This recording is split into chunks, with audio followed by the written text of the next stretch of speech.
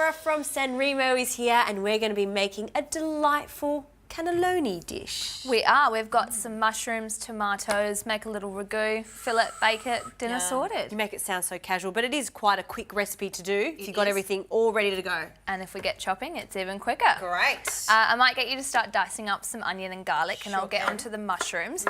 So it's a two-part recipe. We basically want to cook off some mushrooms, onions and herbs, and then we're going to make a sugo, and then we can get on to compiling it a little bit later on. This is quite a light cannelloni dish because there's no cheese or meat in it. No, so it is a vegan filling.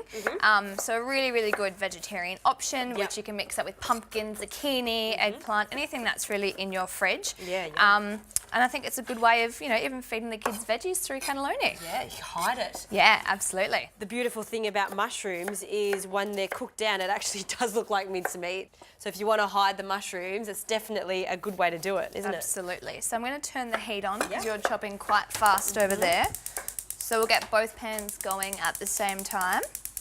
So Justine, a bit of multitasking over here. Both pans on, lots of olive oil in both. And then I'm going to get you to add the onion and garlic into both of the pans for me. Well, speaking of multitasking, you're not only doing all of this fantastic work with San Remo, but you're also opening a restaurant. I am, yeah. The hubby and I are opening a restaurant, which is really exciting. So a little pasta bar in the suburbs of Adelaide. So next time you're in town, you'll have to come for a feed. Of course. You know I love my pasta. Yes, absolutely. All right, Justine, I'll grab those onions and garlic from you. So we'll put some in one fry pan and some in the other, just like that. We basically just want to start to fry off these ingredients as they are the base for both sauces.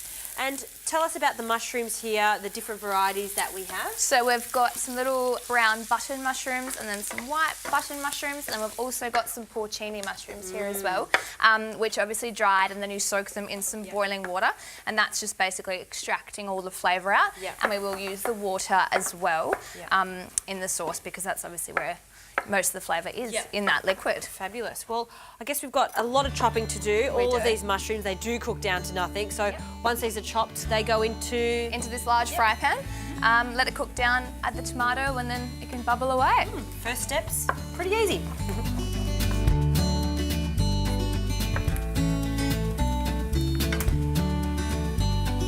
Now the sugo goes in.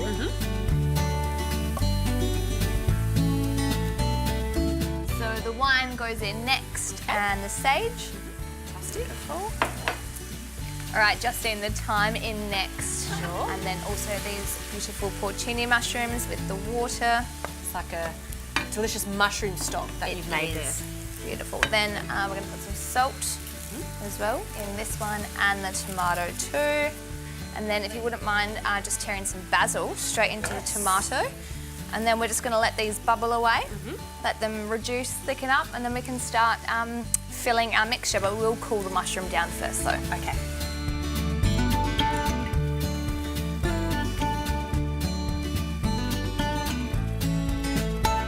So Justine, it's time to fill, but if you wouldn't mind passing me the tray, I'm going to put half the sugar on the bottom while you're filling the cannelloni. Can do. And then we'll top it with sauce. This is the easiest way to do it, right, when it comes to cannelloni, a little piping bag. And it's just less mess as well. And if you want to get the kids involved, this is probably the best part because the mixture is cool as well. So no one's going to get burnt or anything like that. So we'll just pull all these out. Beautiful shells. And I'll do that for you. And these cannelloni are great because they're small and they cook quite quickly. They do, which is great. And they've also got that really pretty flower shape on the end too, very which nice. I love. So half the sauce on the bottom. So obviously this just helps to moisten up the pasta itself.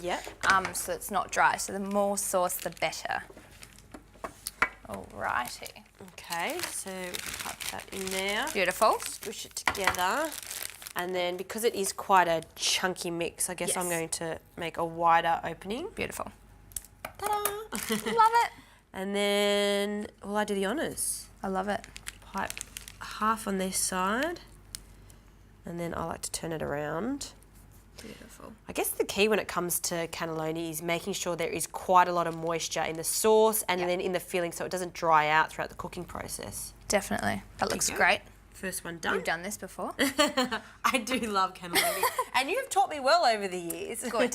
Excellent. So we'll just fill the rest of the shells, top the rest of the sauce on top, some foil, and then we'll pop it in the oven and let it cook for about half an hour. Fabulous.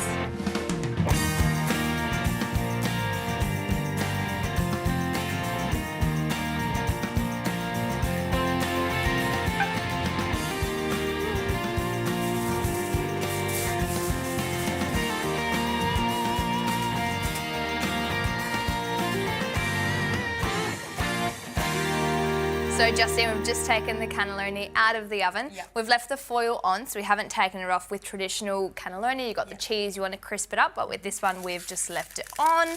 So we'll take Big reveal. that off. Beautiful. Nice and saucy. And it looks really moist too. It does, yeah. And we have let it sit for about 5 minutes, just so, you know, all those extra sauces do get soaked up. Yeah. So we'll just carefully slide that down. And I guess if you wanted to, you could add some parmesan or some torn buffalo mozzarella. It's up to you. Absolutely. But what we can add is some little baby basil leaves, just to accentuate the beautiful fresh flavour of the basil with the tomato. Oh, being very fancy here. We aren't are. Look at that. Love it. Now, I reckon we'll slide this away. Have a little try. All right. I'll jump into. Yes, I mean, there's enough here for 5 people. Beautiful. Okay, lots of mushrooms, sauce, bit of those, bit of that basil. It's quite fresh actually for like really meaty mushrooms. It is so meaty with those mushrooms. If you love mushrooms, this is definitely the dish for you. A great alternative from the traditional way of doing it with ricotta and spinach and also meat. Absolutely. And it's really good idea to have a meat-free day. So this is a great option.